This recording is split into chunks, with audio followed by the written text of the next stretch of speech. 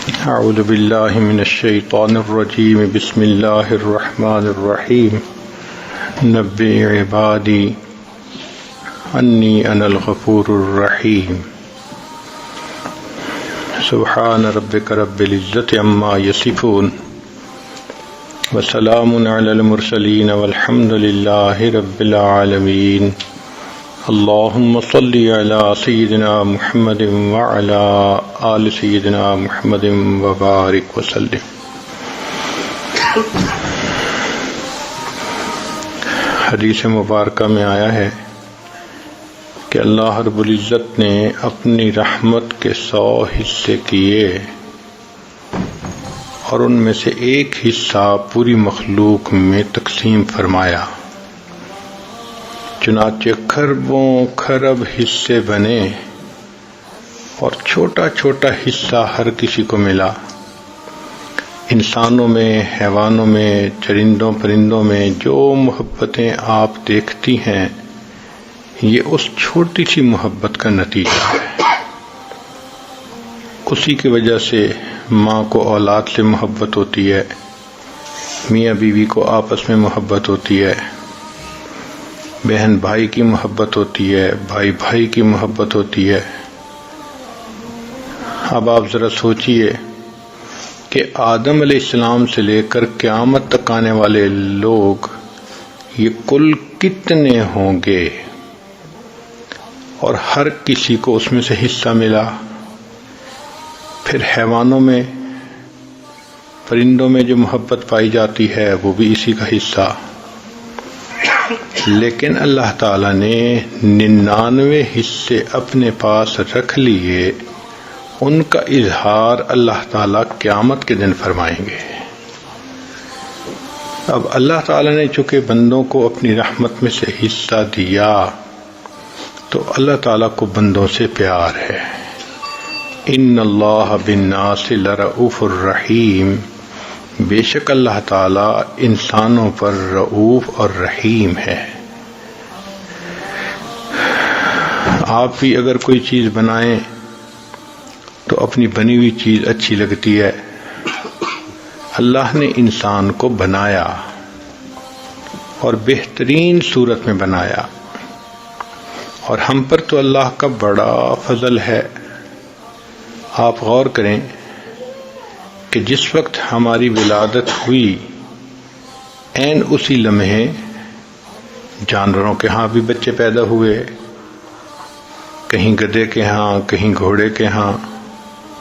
اللہ رب العزت نے ہمیں انسان کے ہاں پیدا فرمایا، یہ اللہ کا ہم پر کتنا بڑا فضل اور احسان ہے۔ پھر دوسرا انعام دیکھیے کہ جس لمحے ہماری ولادت ہوئی عین اسی وقت کتنے بچے اس دنیا میں تھے جو کافرہ ماں کی گود میں پیدا ہوئے۔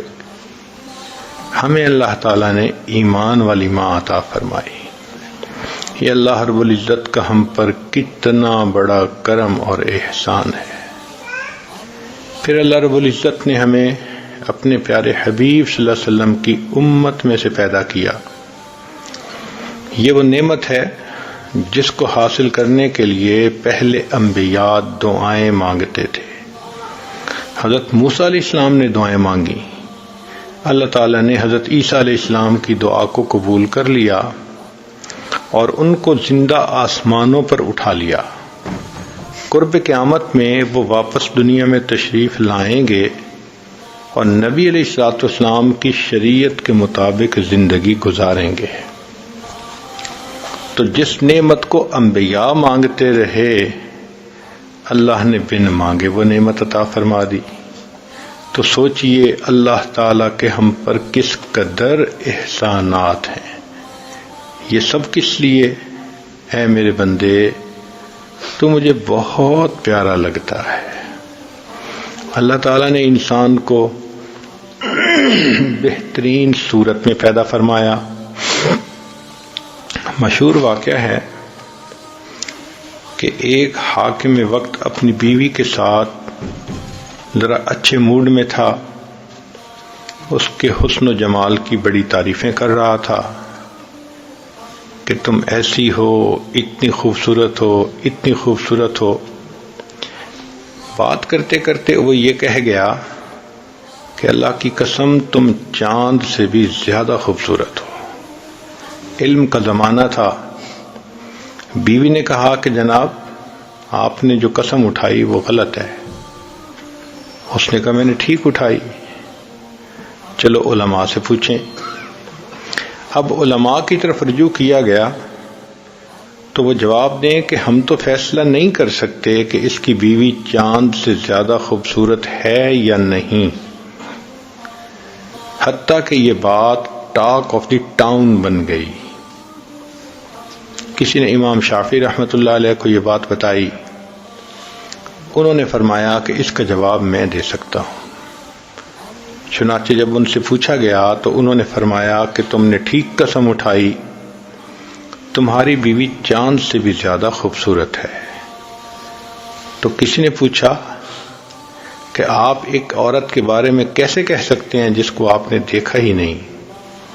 تو امام شافعی رحمۃ اللہ علیہ نے جواب دیا کہ اللہ رب العزت نے قرآن مجید میں فرمایا لَقَدْ خَلَقْنَا الْإِنسَانَ فِي أَحْسَنِ تَقْوِيمٍ، اے انسان تمہیں ہم نے بہترین صورت میں پیدا کیا، لہذا قسم اٹھا کے کہا جا سکتا ہے کہ انسان چاند سے بھی زیادہ خوبصورت ہے. کسی نے کیا اچھی بات کہی، چاند سے تشبیہ دینا یہ کہاں انصاف ہے. چاند سے تشبیہ دینا یہ کہاں انصاف ہے. چاند کے منہ پہ چھائیاں میرے مدنی کا چہرہ صاف ہے. تو واقعی اللہ رب العزت نے انسان کو چاند سے بھی زیادہ خوبصورت بنایا. پھر اللہ رب العزت نے انسان کو عزتوں سے نوازا. فرمایا وَلَقَدْ كَرَّمْنَا بَنِي آدم، ہم نے بنی آدم کو عزت عطا فرمائی. ذرا غور کریں کہ باقی مخلوق جب کھانا کھانا ہوتا ہے تو کھانے کی طرف اپنا سر جھکاتی ہے. گائے چارہ کھانے کے لیے سر جھکاتی ہے، بھینس سر جھکاتی ہے، بکری سر جھکاتی ہے. شیر چیتے کو دیکھیے شکار کرنے کے لیے سر جھکاتے ہیں. اللہ نے انسان کو وہ عظمت بخشی کہ اے میرے بندے تیرا سر تو صرف میرے سامنے جھکنے کے لیے ہے، اس کو کھانے کے لیے جھکنے کی ضرورت نہیں، میں تیرے ہاتھوں سے تیرا کھانا تیرے منہ تک پہنچا دوں گا. تو انسان کے منہ تک کھانا خود پہنچتا ہے، سر جھکانے کی ضرورت نہیں ہوتی. تو یہ انسان کو اللہ نے عظمت بخشی. فرمایا کھیتیاں سرسبز ہیں تیری غذا کے واسطے، کھیتیاں سرسبز ہیں تیری غذا کے واسطے، چاند سورج اور ستارے ہیں ضیاء کے واسطے، بحر و بر شمس و قمر ماء و شما کے واسطے،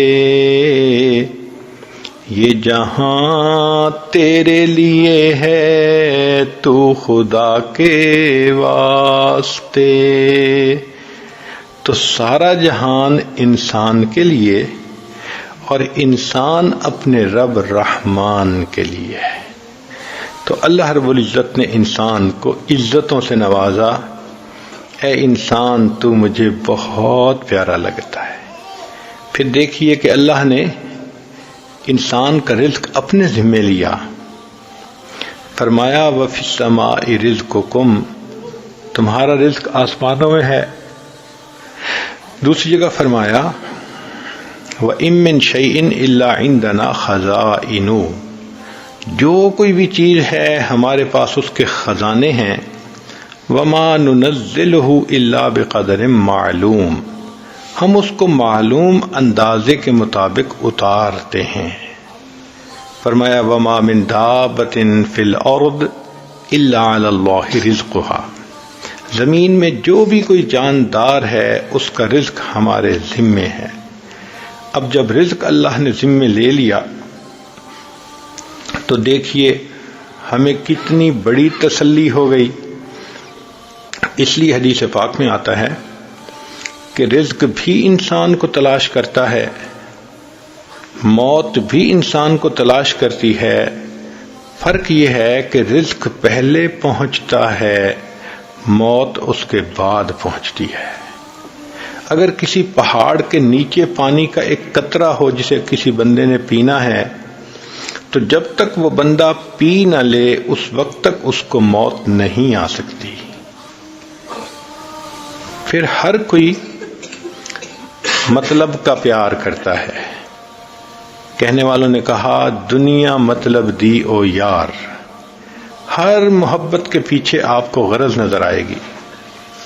مثال کے طور پہ ماں باپ کو اولاد سے محبت ہوتی ہے، اس میں بھی غرض۔ ماں باپ کی یہ غرض ہوتی ہے کہ ہمارے بچے اچھے بنیں گے، سیٹل ہو جائیں گے، ہمارے بڑھاپے کا سہارا بنیں گے، ہماری عزت کا سبب بنیں گے۔ اولاد کے دل میں یہ ہوتی ہے طلب کہ ماں باپ خرچ کریں گے، پڑھائیں گے تو ہم اچھے انسان بن سکیں گے۔ تو دونوں طرف طلب ہے۔ میاں اور بیوی دونوں کو ایک دوسرے کی ضرورت ہے، بیوی خاوند کی ضرورت ہے، خاوند بیوی کی ضرورت ہے۔ استاد اور شاگرد کو دیکھ لیجئے، استاد پڑھاتا ہے کہ اس کے بدلے مجھے کچھ ماہانہ ملے گا، شاگرد پڑھتا ہے کہ استاد کے پڑھانے سے میرے گریڈ اچھے آ جائیں گے۔ تو ہر جگہ آپ کو کوئی نہ کوئی مطلب نظر آئے گا، حتیٰ کہ پیر مرید کا تعلق بھی مطلب کا تعلق ہے۔ وہ کیسے؟ مرید کا مطلب یہ ہوتا ہے کہ میری تربیت ہو، میں اچھا انسان بن سکوں، اور شیخ کی یہ نیت ہوتی ہے کہ اگر یہ اچھا انسان بن گیا اللہ مجھ سے راضی ہو جائیں گے۔ تو مطلب تو ہے، چاہے دنیا کا ہو چاہے دین کا ہو۔ تو ہر محبت کے پیچھے آپ کو کوئی مطلب نظر آئے گا۔ کائنات میں ایک محبت ایسی ہے جس کے پیچھے کوئی مطلب نہیں، کوئی غرض نہیں، وہ بے غرض محبت ہے، اور وہ محبت اللہ کو اپنے بندوں کے ساتھ ہے۔ ساری دنیا کے لوگ صدیق اکبر رضی اللہ تعالیٰ عنہ جیسے بن جائیں، اللہ کی شان میں کوئی اضافہ نہیں ہوتا۔ ساری دنیا کے لوگ فرعون کی طرح بدبخت بن جائیں، اللہ کی شان میں کوئی کمی نہیں آتی۔ اللہ کی عبادت کے لیے فرشتے بہت ہیں۔ پھر اللہ بندوں سے جو پیار کرتے ہیں وہ کس لیے؟ کہ اللہ تعالیٰ کو اپنے بندوں سے محبت ہے۔ حدیث قدسی ہے، فرمایا اے میرے بندے، کل یریدک لنفسہ وانا اریدک لک، ہر کوئی تجھ سے اپنے لیے محبت کرتا ہے، میں تجھ سے تیرے لیے محبت کرتا ہوں۔ تو اللہ تعالیٰ کی محبت بے غرض ہے، اس لیے اللہ تعالیٰ چاہتے ہیں کہ میرا بندہ میرے پاس رہے، میرے ساتھ رہے، مجھ سے دور نہ جائے۔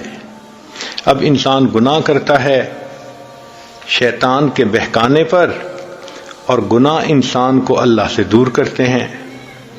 تو دیکھیں اللہ تعالیٰ نے گناہوں کو بخشنے کے کیسے کیسے سبب بنا دیے۔ یوں لگتا ہے کہ اللہ کی رحمت تل گئی ہے بندے کے گناہوں کو بخشنے کے لیے، بہانے بنا دیے بخشنے کے۔ غور کریں تو حیرانی ہوتی ہے میرے بندے، شیطان نے گناہ کروائے تجھے مجھ سے دور لے جانے کے لیے، میں نے بخشنے کے انتظام کر دیے تجھے اپنے قریب کرنے کے لیے۔ کس لیے؟ ہے میرے بندے تو مجھے بہت پیارا لگتا ہے۔ اب مثلا غور کیجئے کہ دو فرشتے ہیں، ایک نیکی لکھنے والا اور ایک گناہ لکھنے والا۔ اللہ نے نیکی والے فرشتے کو افسر بنا دیا اور دوسرے کو ماتحت بنا دیا۔ جب بندہ نیکی کا ارادہ کرتا ہے تو نیکی کا فرشتہ فوراً ارادہ کرنے پر بھی ایک نیکی لکھ دیتا ہے، اور جب نیکی کر لیتا ہے تو ایک کے بدلے 10 نیکیاں لکھتا ہے۔ لیکن گناہ والا فرشتہ، اگر کوئی بندہ گناہ کا ارادہ کرے تو وہ گناہ نہیں لکھ سکتا، اس کو اپنے افسر سے اجازت لینی پڑتی ہے، NOC لینا پڑتا ہے۔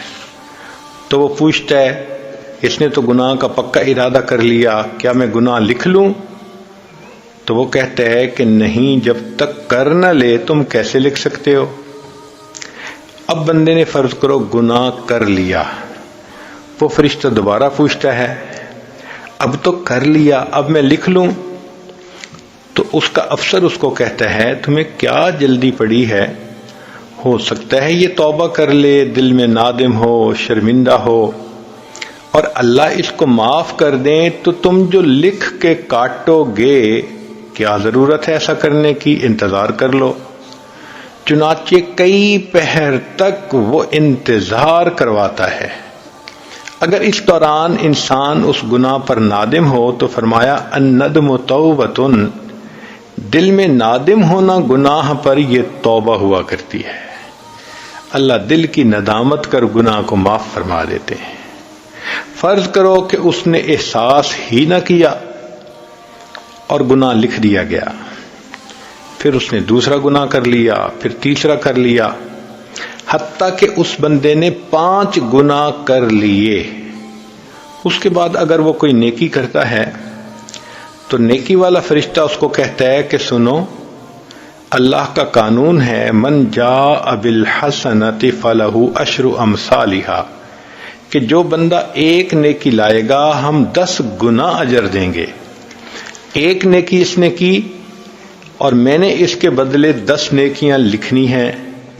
میں 10 نیکیاں نہیں لکھتا، تم 5 گناہ مٹا دو اور باقی 5 نیکیاں اس کی میں انٹری کر دیتا ہوں۔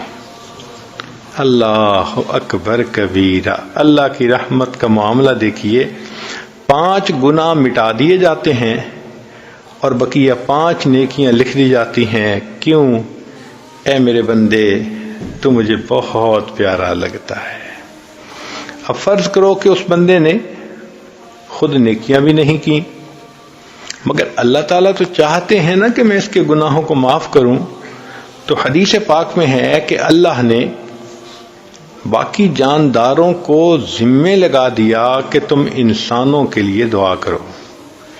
چنانچہ حیتان، مچھلیاں پانی میں انسان کے لیے استغفار کرتی ہیں، بلوں میں چیونٹیاں استغفار کرتی ہیں، ہوا میں پرندے استغفار کرتے ہیں، اور ان کے استغفار کو بہانہ بنا کر اللہ بندوں کے گناہوں کو معاف فرما دیتے ہیں۔ یہ کس لیے؟ اے میرے بندے، تو مجھے بہت پیارا لگتا ہے۔ پھر ذرا اس سے اگلی بات دیکھیے کہ اللہ تعالیٰ نے اپنی معصوم مخلوق جن کو فرشتے کہتے ہیں ان کے ذمہ لگا دیا۔ چنانچہ قرآن مجید کی آیت ہے کہ اللہ کے فرشتے وَيَسْتَغْفِرُونَ لِمَنْ فِي الْأَرْضِ، جو زمین میں انسان ہیں ان کے لیے فرشتے استغفار کرتے ہیں۔ اگر ایک ولی کے استغفار کی اللہ کے ہاں اتنی قیمت ہے تو فرشتے تو معصوم ہیں، سوچئے ان کے استغفار کی کتنی قیمت ہوگی۔ اللہ اس کو بہانہ بنا کر بندوں کے گناہوں کو معاف فرما دیتے ہیں۔ یہ کس لیے کیا؟ اے میرے بندے، تو مجھے بہت پیارا لگتا ہے۔ پھر اللہ تعالیٰ نے اور مہربانی فرمائی، جو انسان وضو کرتا ہے تو وضو کے اعضاء کے گناہ دھل جاتے ہیں، غسل کرتا ہے پورے جسم کے گناہ دھل جاتے ہیں، حتیٰ کہ نماز پڑھنے سے بھی گناہ دھل جاتے ہیں۔ حدیث پاک میں آتا ہے کہ اگر کسی شخص کے دروازے پر ایک نہر ہو اور وہ روزانہ 5 مرتبہ اس میں غسل کرے تو بتاؤ اس کے جسم پر کوئی میل کچیل بچے گی؟ صحابہ نے عرض کیا اے اللہ کے حبیب صلی اللہ علیہ وسلم، اس کے جسم پر تو میل کا نام و نشان نہیں ہوگا جو دن میں 5 مرتبہ نہائے۔ نبی صاحب نے فرمایا جو شخص باقاعدگی سے 5 نمازیں ادا کرتا ہے اس کے دل پر بھی اسی طرح گناہوں کی میل نہیں رہ سکتی۔ اب نماز سے بھی دل دھل گئے۔ پھر جمعہ کے بارے میں فرمایا کہ جو بندہ اہتمام کے ساتھ غسل کر کے اچھے کپڑے پہن کے خوشبو لگا کے وقت سے پہلے جمعہ کی نماز کے لیے آئے، تو حدیث پاک میں ہے کہ پچھلے جمعے سے لے کر اس جمعہ تک کے درمیان جتنے گناہ تھے اللہ سب گناہوں کو معاف فرما دیتے ہیں۔ اس لیے اے میرے بندے تو مجھے بہت پیارا لگتا ہے۔ پھر عید کا موقع آتا ہے، اللہ تعالیٰ فرشتوں سے پوچھتے ہیں کہ یہ میرے بندے کیوں ایک جگہ پر اکٹھے ہیں؟ حالانکہ اللہ تعالیٰ تو علام الغیوب ہیں، دلوں کے بھید جانتے ہیں، مگر فرشتوں کو گواہ بنانے کی خاطر اللہ پوچھتے ہیں لوگ کیوں جمع ہیں؟ فرشتے کہتے ہیں کہ یا اللہ یہ وہ بندے ہیں جنہوں نے رمضان کے روزے رکھے، تراویح پڑھیں، اب رمضان ختم ہوا، یہ عید کی نماز کے لیے اکٹھے ہو گئے۔ اس کے بعد اللہ پوچھتے ہیں اچھا بتاؤ کہ جو مزدور پوری مزدوری کرے اس کا کیا بدلہ ہو سکتا ہے؟ تو فرمایا کہ پھر اس کے بدلے اس کے گناہوں کو بخش دیا جائے۔ تم اعلان کر دو اے میرے بندو جو عید کی نماز پڑھنے کے لیے آئے ہو، قوموا مغفور لکم، کھڑے ہو جاؤ بخشائے، ہم نے تمہارے گناہوں کو تمہاری نیکیوں میں تبدیل کر دیا۔ سبحان اللہ، مولا آپ کتنا کریم ہیں، کتنے مہربان ہیں، صرف گناہ ہی معاف نہیں فرماتے، گناہوں کو الٹا نیکیوں میں تبدیل فرما دیتے ہیں۔ یہ کس لیے؟ اے میرے بندے تو مجھے بہت پیارا لگتا ہے۔ اور یہ بات سمجھ میں آتی ہے، ماں کو اپنی اولاد سے محبت ہوتی ہے، تو اگر کسی وقت بچہ پوٹی کرے اور اس سے بو آ رہی ہو تو ماں سے ذرا برداشت نہیں ہوتا، ذرا اس کو فیل ہوگا، فوراً بچے کو لے کے جائے گی اور اس کے ڈائپر تبدیل کرے گی، اس کو دھوئے گی، صاف کرے گی، نہلائے گی، پھر اچھے کپڑے پہنا کر سرما لگا کر خوشبو لگا کے لائے گی۔ جو بندہ اس بچے کو دیکھتا ہے اس کو اپنے سینے سے لگا لیتا ہے، وہ بچہ اتنا پیارا لگ رہا ہوتا ہے۔ اسی طرح اللہ تعالیٰ کو بندوں سے پیار ہے۔ اللہ تعالیٰ نہیں چاہتے کہ میرے بندوں سے گناہ کی نجاست کی بو آئے، لہذا جب کوئی بندہ گناہ کرتا ہے اللہ تعالیٰ کسی نہ کسی بہانے سے اس کے گناہوں کے میل کو اتار دیتے ہیں۔ کیوں کیا؟ اے میرے بندے تو مجھے بہت پیارا لگتا ہے۔ پھر ایک اور بات فرمائی کہ میرے بندے اگر تم مسکرا کر ملتا ہے اپنے مسلمان بھائی سے تو تیرے مسکرانے پر گناہ معاف، اگر راستے سے تو نے کوئی تکلیف والی چیز ہٹائی تو اس پر بھی گناہ معاف، اماطۃ الاذی عن الطریق۔ اور فرمایا کہ اگر تم نے جانور سے حسن سلوک کیا اس پر بھی تمہارے گناہ معاف۔ چنانچہ بخاری شریف کی روایت ہے کہ بنی اسرائیل کی ایک زانیہ عورت تھی، اس نے پیاسے کتے کو پانی پلایا تھا، اللہ نے اس پر اس کے گناہ کو معاف فرما دیا تھا۔ تو جانوروں کے ساتھ اگر حسن سلوک پر گناہ معاف ہوتے ہیں، جو بندہ اپنے گھر میں اپنی بیوی سے اچھا سلوک کرے، اپنے بچوں سے اچھا سلوک کرے، ماں باپ سے اچھا سلوک کرے، بہن بھائیوں سے اچھا سلوک کرے، مسلمان پڑوسی سے اچھا سلوک کرے، سوچئے پھر اللہ اس کے کتنے گناہوں کو معاف فرمائیں گے۔ کس لیے؟ اے میرے بندے تو مجھے بہت پیارا لگتا ہے۔ پھر اللہ تعالیٰ نے انسان کے اوپر جو پریشانیاں آتی ہیں دنیا میں اس پر بھی گناہ معاف۔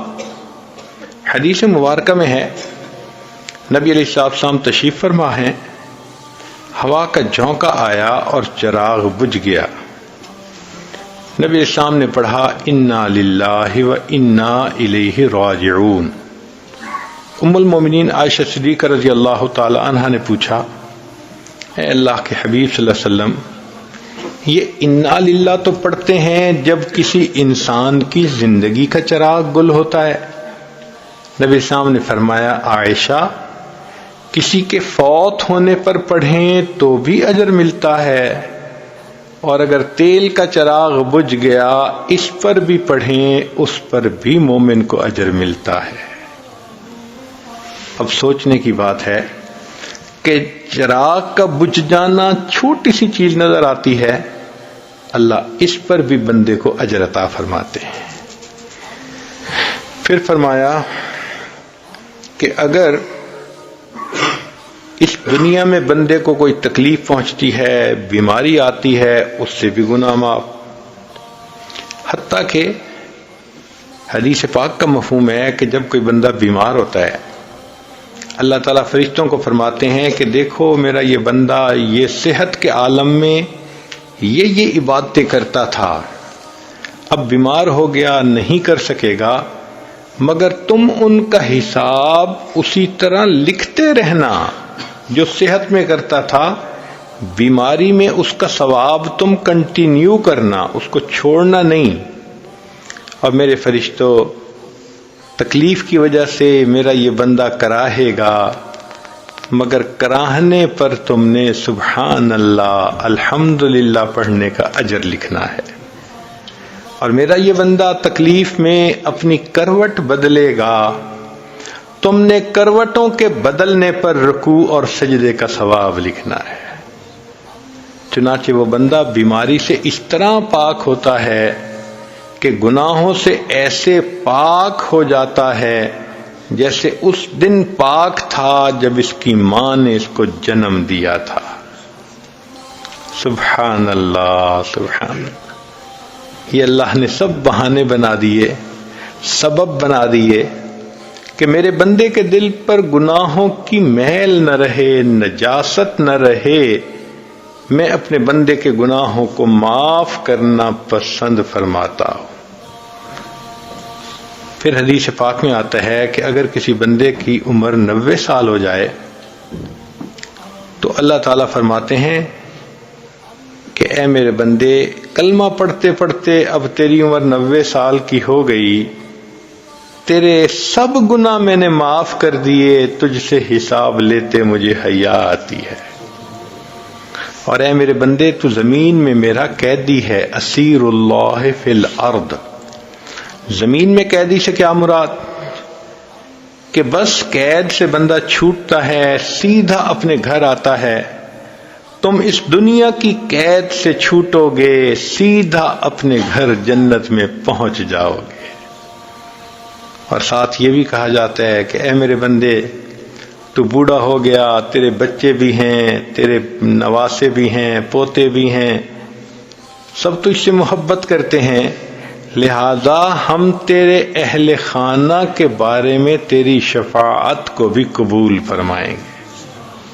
اللہ اکبر کبیرہ۔ یہ کیوں ایسا ہوا؟ اس لیے کہ اللہ تعالیٰ فرماتے ہیں اے میرے بندے تو مجھے بہت پیارا لگتا ہے۔ پھر اللہ رب العزت نے انسان کو دھونے کے لیے رمضان المبارک کا مہینہ بنایا۔ حدیث پاک میں ہے الصوم لی وانا اجزی بہ، روزہ میرے لیے ہے اور روزے کا بدلہ بھی میرے ذمے ہے۔ محدثین نے لکھا کہ اللہ تعالیٰ نے روزے کا بدلہ اپنے ذمے کیوں لے لیا؟ اس لیے کہ اے میرے بندے، تجھ سے قیامت کے دن دوسرے مطالبہ کریں گے انسان کہ تو نے ان کو تکلیف پہنچائی، ان کے حقوق میں کوتاہی کی، عمل تیرے تھوڑے ہوں گے، مانگنے والے زیادہ ہوں گے، تو ان کو پے آف نہیں کر سکے گا، لیکن میں تیرے اجر کو اپنے ذمے لیتا ہوں، میں تجھے اتنا اجر دوں گا، تیرے سب بندوں کے حقوق کو پے آف کروا کے تجھے جنت پہنچا دوں گا۔ یہ اللہ کی رحمت سے کیسے انسان توقع کر سکتا ہے کہ عمل کی پیمنٹ اللہ کرے اور پھر وہ اتنی تھوڑی ہو کہ انسان دوسروں کو پیمنٹ ہی نہ کر سکے۔ اللہ اکبر۔ اللہ نے فرمایا میرے بندے میں نے یہ کام اپنے ذمے لے لیا، میرے لیے تو نے روزہ رکھا، دیکھ میں تیرے گناہوں کو بخشوا کر تجھے کس طرح جنت پہنچاتا ہوں۔ اس لیے فرمایا من صام رمضان ایمانا و احتسابا غفر له ما تقدم من ذنبی، جس نے رمضان کے روزے ایمان اور احتساب کے ساتھ رکھے اللہ تعالیٰ اس کے پچھلے سب گناہوں کو معاف فرما دیتے ہیں۔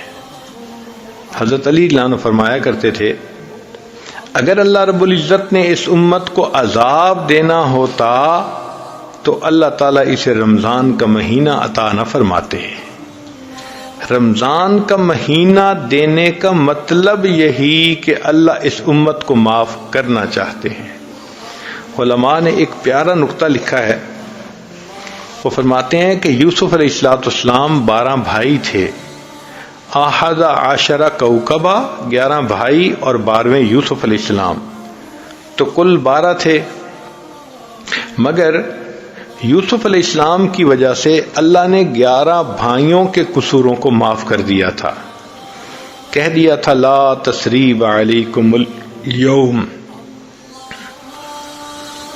تو جس طرح یوسف علیہ السلام کی وجہ سے 11 بھائی کے قصوروں کو معاف کر دیا، رمضان کا مہینہ یوسف علیہ السلام کی مثال ہے، اللہ اس مہینے کے صدقے بقیہ 11 مہینوں کی غلطیوں کو معاف فرما دیتے ہیں۔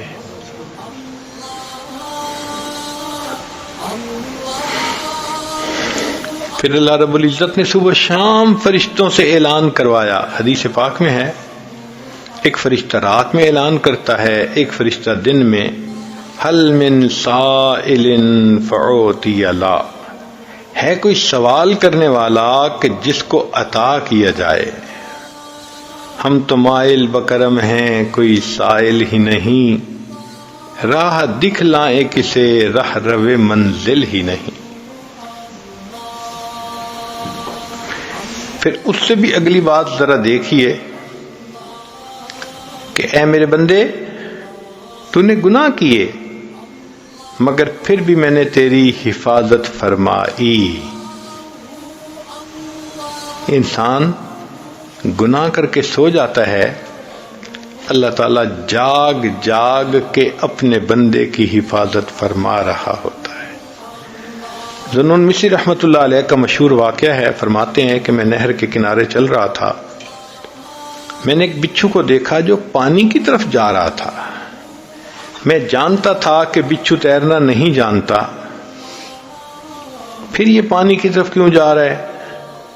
تو جب میں نے غور کیا تو میں نے دیکھا کہ ایک کچھوا پانی کے کنارے پہ بیٹھا ہے، یہ بچھو اس کی پیٹھ پہ جا کے بیٹھ گیا اور کچھوے نے پانی میں تیرنا شروع کر دیا۔ ایسا ہی ہے جیسے کسی مہمان کو ریسیو کرتا ہے ایئرپورٹ سے تو اپنی گاڑی پہ بٹھا کے اسے گھر پہنچاتا ہے۔ ایسے ہی لگ رہا تھا کہ کچھوے نے اس مہمان کو ریسیو کیا، اپنی پیٹھ پہ بچھا کے اب اس نے پانی میں تیرنا شروع کر دیا۔ ذوالنون مصری رحمۃ اللہ علیہ فرماتے ہیں کہ میں بھی پیچھے پیچھے، وہ کچھوا دوسرے کنارے پر پہنچا تو وہ بچھو اس کی پیٹھ سے اتر گیا اور اس نے ایک طرف کو بھاگنا شروع کر دیا، میں بھی اس کے پیچھے۔ تھوڑی دیر بعد میں نے دیکھا کہ سامنے ایک درخت تھا اور درخت کے نیچے کوئی بندہ سویا ہوا نظر آ رہا تھا، بچھو ادھر کو جا رہا تھا۔ میں نے دل میں سوچا کہ ایک لکڑی اٹھا لیتا ہوں، اگر بچھو اس کے قریب جائے گا تو میں بچھو کو ماروں گا۔ اتنے میں نے دیکھا کہ ایک طرف سے ایک کوبرا سانپ ہے، وہ اسی بندے کی طرف جا رہا ہے جس طرف بچھو جا رہا تھا۔ جب وہ سانپ بچھو کے قریب سے گزرنے لگا تو بچھو اس کے ساتھ چمٹ گیا اور بچھو نے اس کے ڈنک لگایا۔ یہ بچھو اتنا زہریلا تھا کہ سانپ وہیں پر لوٹ لوٹ کے مر گیا۔ پھر بچھو واپس، میں نے دیکھا کہ کچھوا کھڑا تھا، یہ بچھو اس کی پیٹھ پر بیٹھا اور کچھوے نے پھر اسے پہلے کنارے تک پہنچا دیا۔ میں نے دل میں سوچا کہ لگتا ہے کہ یہ درخت کے نیچے سونے والا کوئی بڑا ولایت کبریٰ کے مقام کا ولی ہوگا، جس کو اللہ نے سانپ سے بچانا تھا۔ نہر کے دوسرے کنارے سے بچھو کو بھیجنے کا بندوبست کر دیا اور بچھو نے سانپ کو مار دیا۔ میں لوٹ کے واپس آیا کہ میں اس ولی سے دعا کرواتا ہوں۔ جب قریب آ کے دیکھا تو میں نے دیکھا کہ وہ نوجوان تھا اور اس کے منہ سے شراب کی بو آ رہی تھی۔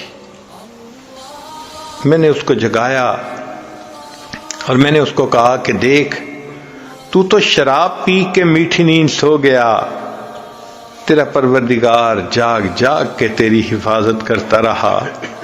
جب اس نوجوان نے سانپ کو مرے دیکھا تو اس کی آنکھوں سے آنسو آ گئے، کہنے لگے اللہ آپ کتنے کریم ہیں، میں کبیرہ گناہ کا مرتکب ہو کے میٹھی نیند سو گیا، تو پروردگار جاگ جاگ کے میری حفاظت فرماتا رہا۔ اس نے کہا کہ میں آج کے بعد اپنے اللہ کی کبھی بھی نافرمانی نہیں کروں گا۔ اس لیے انسان اللہ کے در سے دور بھاگتا ہے۔ شان بے نیازی کا تعلق تو یہی تھا کہ اگر کوئی اللہ کے در سے پیٹھ پھیر کے جاتا، اللہ پیچھے سے اس کی پیٹھ میں ایک لات لگوا دیتے اور یہ بھی کہہ دیتے کہ او بدبخت، میرے دروازے سے پیٹھ پھیر کے جا رہا ہے، اب میں دروازہ ہمیشہ کے لیے بند کر رہا ہوں۔ مگر اللہ تعالیٰ ایسا تو نہیں کرتے۔ جو پیر پھیٹ کے جاتا ہے، اللہ اس کو بلاتے ہیں، یا ایھا الانسان ما غرک بربک الکریم، اے انسان تجھے تیرے کریم پروردگار سے کس چیز نے دھوکے میں ڈال دیا۔ جیسے چھوٹا بچہ ماں سے روٹھ جاتا ہے تو ماں سمجھاتی ہے بیٹا ماما سے نہیں روٹھا کرتے۔ اس آیت مبارکہ میں اللہ تعالیٰ اپنے بندے کو سمجھا رہے ہیں، او میرے گنہگار بندے، میرے دروازے سے پیٹھ پھیر کے کیوں جاتے ہو، میں تو ابھی بھی تمہاری انتظار میں ہوں۔ کوئی ماں اپنے بچھڑے بیٹے کا اتنا انتظار نہیں کرتی جتنا پروردگار اپنے بگڑے ہوئے بندے کا انتظار فرماتے ہیں۔ اور جب وہ بندہ کبھی اللہ کے در کی طرف متوجہ ہو جائے، اللہ تعالیٰ اس بندے سے اس کو تانا نہیں دیتے کہ اب بڑھاپے میں تجھے میرا گھر یاد آیا، تیری جوانی کہاں گئی، تیرا حسن و جمال کہاں گیا، تیرا مال و منال کہاں گیا۔ جب تو جوان تھی تجھے سر پہ دوپٹہ لینا اچھا نہیں لگتا تھا، اب بوڑھی ہو گئی، تیرے منہ میں دانت نہیں، پیٹ میں آنت نہیں، اب تو دیکھتی بھی ہے تو نظر کمزور ہو گئی، اب تیرے پلے کیا رہا جو میری بندی تو اب میرے گھر کی طرف آئی ہے۔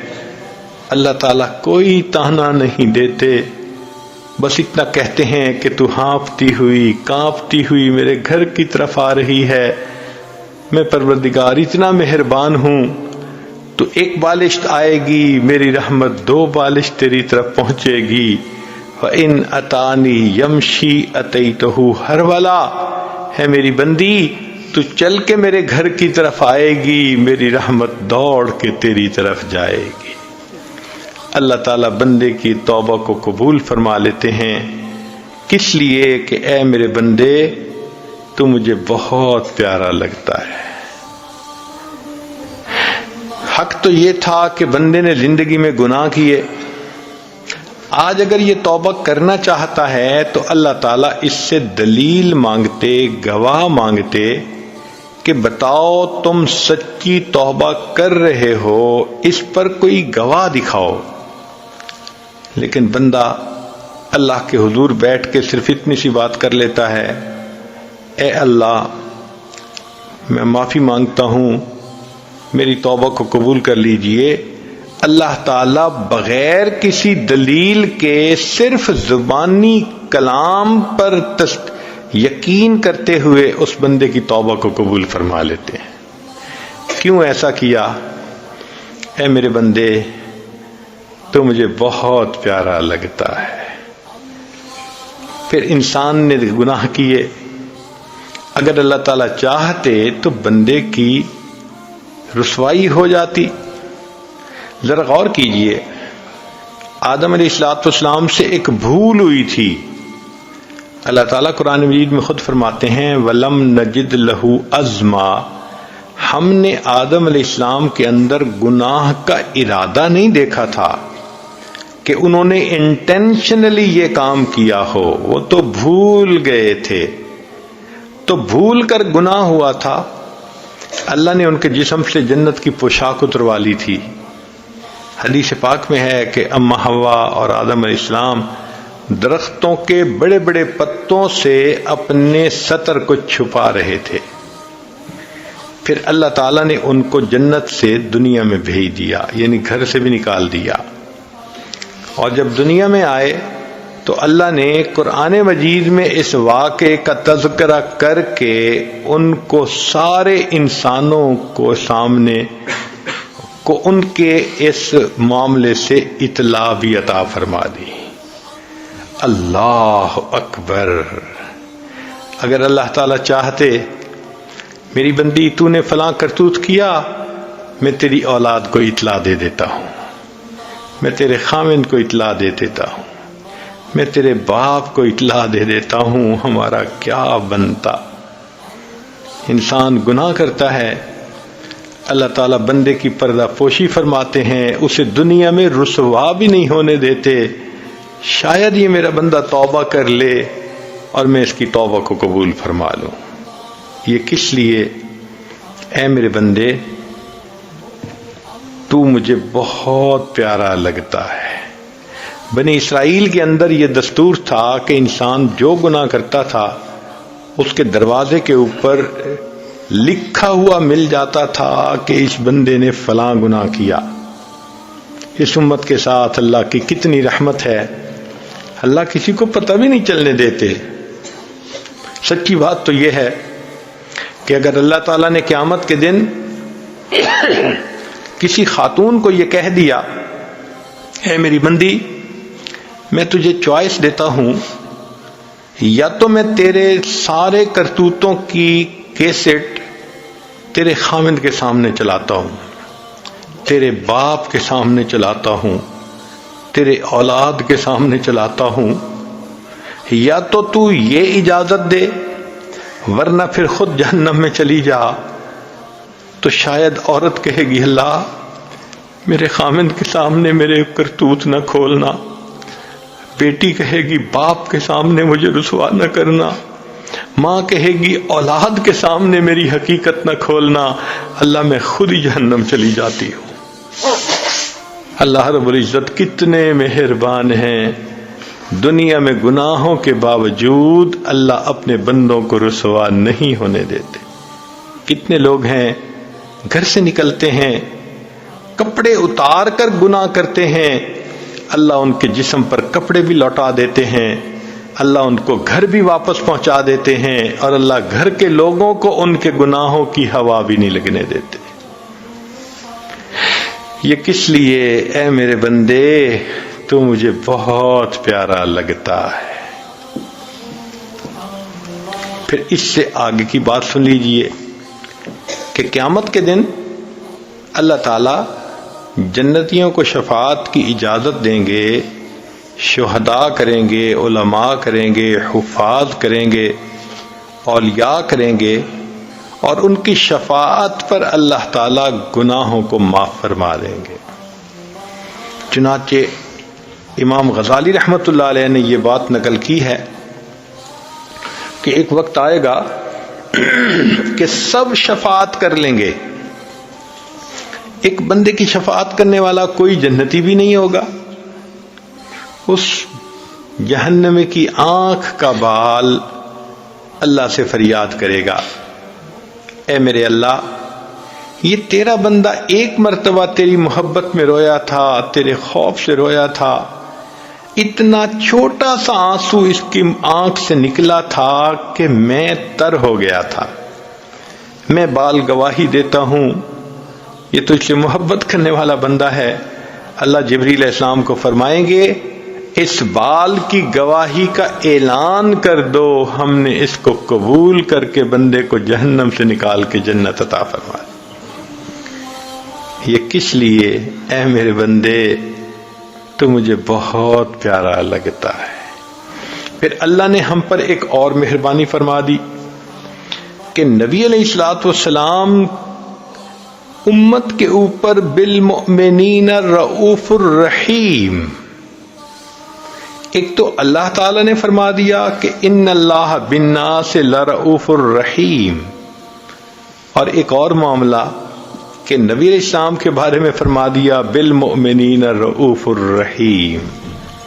اب ہمارا دو کریموں سے واسطہ ہے، قیامت کے دن نبی علیہ السلام امت کی شفاعت فرمائیں گے۔ نبی علیہ السلام نے ارشاد فرمایا اللہ تعالیٰ نے مجھے چوائس دیا، اے میرے محبوب صلی اللہ علیہ وسلم، اگر آپ چاہیں تو آپ کی آدھی امت کو بلا حساب جنت عطا فرما دیں، اور اگر آپ چاہیں تو آپ کو شفاعت کی اجازت دے دیں۔ نبی اسلام نے فرمایا میں نے شفاعت کو پسند کر لیا کہ میری شفاعت کی وجہ سے آدھی امت سے زیادہ میری امت جنت میں داخل کی جائے گی۔ اللہ اکبر کبیرہ۔ نبی اسلام نے فرمایا ہر نبی علیہ السلام کو اللہ نے ایک ایسی دعا مانگنے کی اختیار دیا کہ جیسی دعا مانگیں گے ویسی قبول ہو جائے گی۔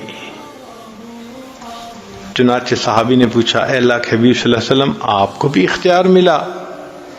نبی صاحب نے فرمایا ہاں مجھے بھی اختیار ملا۔ اے اللہ کے حبیب صلی اللہ علیہ وسلم پھر آپ نے کون سی دعا مانگی؟ نبی صاحب نے فرمایا میں نے دعا نہیں مانگی، میں نے اس کو ذخیرہ رکھ لیا، قیامت کے دن جب میری امت کا حساب شروع ہوگا میں اس وقت وہ دعا مانگوں گا اور امت کو لے کر جنت میں جاؤں گا۔ نبی علیہ السلام کو امت سے کتنا پیار تھا، راتوں کو روتے تھے رب امتی رب امتی رب امتی۔ چنانچہ ام المومنین عائشہ صدیقہ رضی اللہ تعالیٰ عنہ فرماتی ہیں کہ جب نبی علیہ الصلوۃ والسلام کے اوپر آخری مرض کا حملہ ہوا تو محبوب صلی اللہ علیہ وسلم کو اتنا تیز بخار تھا کہ اوپر کپڑا ڈالا گیا تھا، کپڑے کے اوپر سے مجھے گرمی محسوس ہو رہی تھی، اور نبی علیہ الصلوۃ والسلام کی طبیعت کے اندر آثار محسوس ہوتے تھے کہ بہت تکلیف ہے۔ ایک پیالہ پانی کا رکھا میں نے قریب میں، میرے آقا صلی اللہ علیہ وسلم اس میں اپنا مبارک ہاتھ ڈالتے اور وہ گیلا ہاتھ اپنے چہرے پر پھیرتے، میں بخار کی شدت کو دیکھتی، تکلیف کی شدت کو دیکھتی تو میں کہتی کہ میرے آقا اتنی تکلیف میں کیوں ہیں؟ میں نے پوچھ لیا اے اللہ کے حبیب صلی اللہ علیہ وسلم ایسا بخار تو کبھی نہیں دیکھا، جتنی آپ کو تکلیف محسوس ہو رہی ہے اتنی تکلیف تو کبھی نہیں دیکھی۔ نبی اسلام نے جواب میں فرمایا عائشہ مومن کو اس دنیا میں جو موت کے وقت تکلیف ہوتی ہے اس پر اس کے گناہوں کو معاف کر دیا جاتا ہے۔ میں نے اپنے اللہ سے یہ دعا کی تھی اللہ جب میری موت کا وقت قریب آئے تو میری تکلیف زیادہ مجھے دے دینا اور اس کے بدلے میری امت کے گناہوں کو معاف فرما دینا۔ عائشہ یہ وہ تکلیف ہے جو مجھے پہنچ رہی ہے۔ اللہ کے حبیب صلی اللہ علیہ وسلم اتنی تکلیف برداشت فرما رہے تھے۔ اسی دوران دروازے پہ دستک ہوتی ہے تو پوچھا گیا کون؟ جواب ملا جبریل علیہ السلام اور عزرائیل علیہ السلام حاضری کی اجازت چاہتے ہیں، نبی علیہ السلام نے فرمایا جبرائیل کو آنے دو۔ جبرائیل علیہ السلام آ گئے۔ اے جبرائیل کیوں آئے؟ اللہ کے حبیب صلی اللہ علیہ وسلم، اللہ تعالیٰ نے آپ کو یاد فرمایا ہے۔ نبی علیہ السلام نے فرمایا جبرائیل، اللہ تعالیٰ سے پوچھ کر پہلے مجھے یہ بتاؤ، اللہ میرے بعد میری امت کا کیا حال ہوگا؟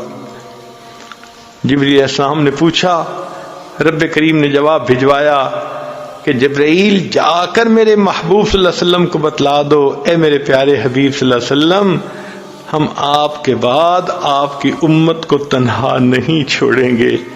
جب نبی علیہ السلام کو تسلی ہو گئی، تب آقا صلی اللہ علیہ وسلم نے فرمایا کہ ملک الموت کو بھی بلا لو۔